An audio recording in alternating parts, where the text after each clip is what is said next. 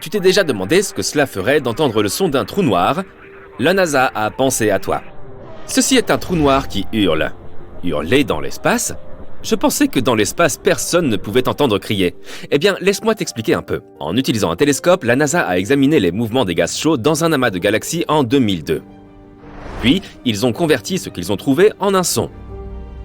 Le bruit, comment le dire gentiment, n'était pas exactement agréable, mais ce n'est pas grave. Après tout, pouvoir entendre le bruit que produit un gaz chaud dans un amas de galaxies situé à 250 millions d'années-lumière, c'est déjà assez dingue en soi, non? Tu aimerais entendre le bruit que produit le gaz ici sur Terre? Non, ok, laisse tomber. Les ondes sonores existaient déjà dans l'amas de gaz. Les experts les ont donc tout simplement adaptées à l'échelle de notre capacité auditive. Ils ont ainsi traduit les données provenant du télescope. Le principe est universel. Dans notre atmosphère, nous pouvons entendre les choses parce que les ondes de pression se déplacent dans un milieu comme un liquide ou un gaz.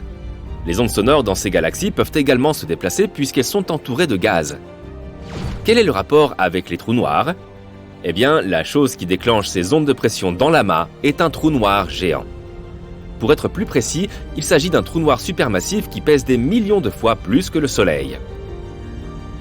Les experts ne comprennent pas encore parfaitement la relation entre les trous noirs supermassifs et les amas de galaxies qui les entourent.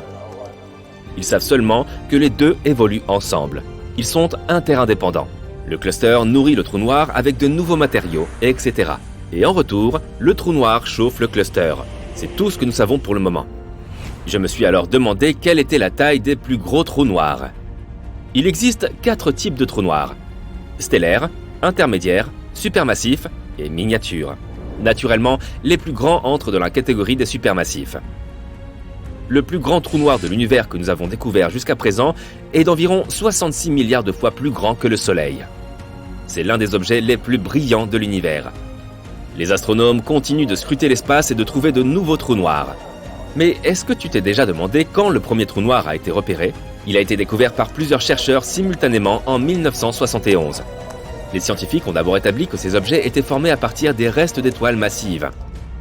Après l'apparition d'un trou noir, celui-ci avalait tous les objets alentour.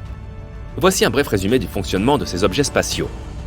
Leur force gravitationnelle est très élevée. Rien ne peut s'échapper d'un trou noir après avoir traversé l'horizon des événements. Les trous noirs mangent tout. Et exactement comme moi en fait. Je veux dire, même la lumière est piégée à l'intérieur. Ce qui est encore plus cool, effrayant, c'est que les lois du temps et de l'espace y sont déformées. Si tu tombais dans un trou noir, tu te rendrais compte que le temps y ralentit. Einstein l'explique dans sa célèbre théorie de la relativité générale. En termes très simples, le temps est affecté par la vitesse à laquelle tu te déplaces à des vitesses extrêmes. La NASA a découvert un trou noir en pleine expansion. Mais n'aie pas peur, le monde n'est pas en danger. Ce trou noir était sous les yeux des astronomes depuis le début. Il se trouve dans une région du ciel parfaitement observée et connue. Les astronomes affirment que ce trou s'est formé 750 millions d'années après le Big Bang. Tu sais, la naissance de notre univers. Alors, pourquoi les trous noirs sont-ils si brillants? Eh bien, c'est un peu paradoxal. Lorsque j'ai décrit ce phénomène spatial, j'ai dit que les trous noirs étaient si denses que même la lumière y était piégée dedans. Mais si on demande à n'importe quel astrophysicien, il confirmera que les trous noirs figurent parmi les objets les plus brillants de l'espace. C'est parce que les trous noirs n'existent pas tout seuls. Ils se trouvent au centre des galaxies et sont généralement entourés de nuages de gaz chaud. Et ce sont ces nuages qui créent ces auras cosmiques autour des trous noirs. Je dois cependant préciser que l'on ne peut pas voir directement un trou noir. Ce que l'on voit, ce sont en fait les effets qu'il produit sur son environnement. Par exemple, on peut voir des objets spatiaux être déchiquetés par un trou noir. Tu te souviens qu'en 2019, l'image de la silhouette d'un trou noir a été dévoilée au public pour la toute première fois? C'est bien une preuve, les amis. Tu ne verrais pas vraiment le trou noir s'il n'y avait pas d'anneau orange. Pourquoi l'anneau est-il orange et non vert ou violet? Le cercle sombre à l'intérieur est l'ombre du trou noir. L'orange vif de l'anneau brillant sur l'image n'est pas la vraie teinte du gaz. Cela me brise le cœur de te dire ça, mais il le faut. Il s'agit d'une représentation choisie par les chercheurs pour dépeindre la luminosité des émissions. Un scientifique a expliqué que le jaune est l'émission la plus intense, le rouge est moins intense et le noir a peu ou pas d'émission du tout. Dans le domaine optique, cet anneau semblerait probablement blanc, peut-être teinté de bleu ou de rouge. Bon, la spaghettification est un vrai mot. C'est une capacité étonnante qu'ont les trous noirs. Si une girafe tombait dans un trou noir, elle s'étirerait en un long spaghetti. On parle donc aussi d'effet de nouille. Sur Terre, les jambes d'une girafe sont plus proches du centre de la Terre. Elles sont donc plus puissamment attirées par la surface que la tête de l'animal. Cette règle joue en faveur de l'animal sur Terre, mais jouerait en sa défaveur à l'intérieur d'un trou noir. Dans un trou noir, il y a une gravité extrême. Plus les pattes de la girafe se rapprochent du centre du trou noir, plus la gravité les étire. Et plus la gravité se rapproche du centre, plus ses pattes bougent rapidement. Mais la partie supérieure du corps de la girafe étant plus éloignée, elle ne se rapprocherait pas du centre aussi vite que ses pattes. Et voilà la spaghettification. Je pourrais avoir des boulettes de viande avec, non ? La seule différence entre un trou noir et notre Soleil est que le centre du trou est constitué d'un matériau super dense.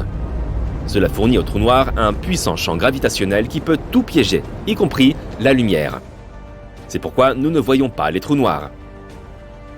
Savais-tu que théoriquement, on peut transformer n'importe quoi en trou noir ? Par exemple, si tu réduisais le Soleil à environ 6 km de diamètre, tu comprimerais la matière à l'intérieur à une taille extrêmement petite. Cela la rendrait si dense que notre étoile se transformerait en un trou noir. On pourrait faire la même chose avec une planète, ou même avec son propre corps. Est-ce qu'il existe une chose appelée trou blanc, ou est-ce juste une légende ? Oui, en théorie, les trous blancs existent. Hypothétiquement, ils fonctionnent à l'inverse des trous noirs. Rien ne peut y pénétrer.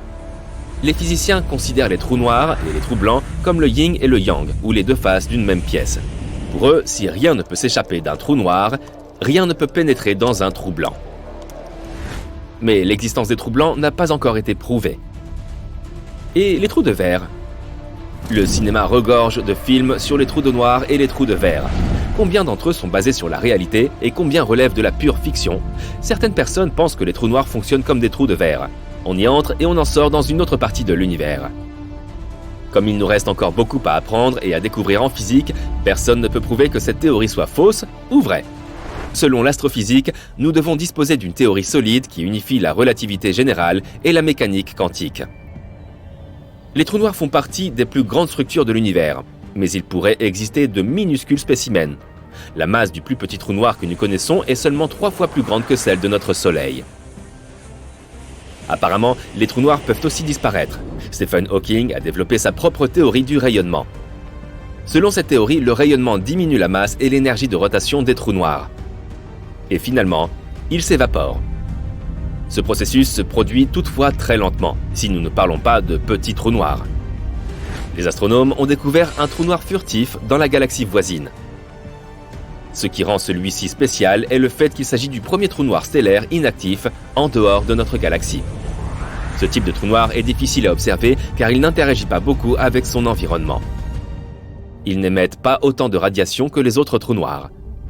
Revenons ici sur Terre. Qu'en est-il des trous d'effondrement ? Eh bien, la logique est différente. Pourtant, si tu traverses l'horizon des événements, toute ta voiture peut disparaître. Oups !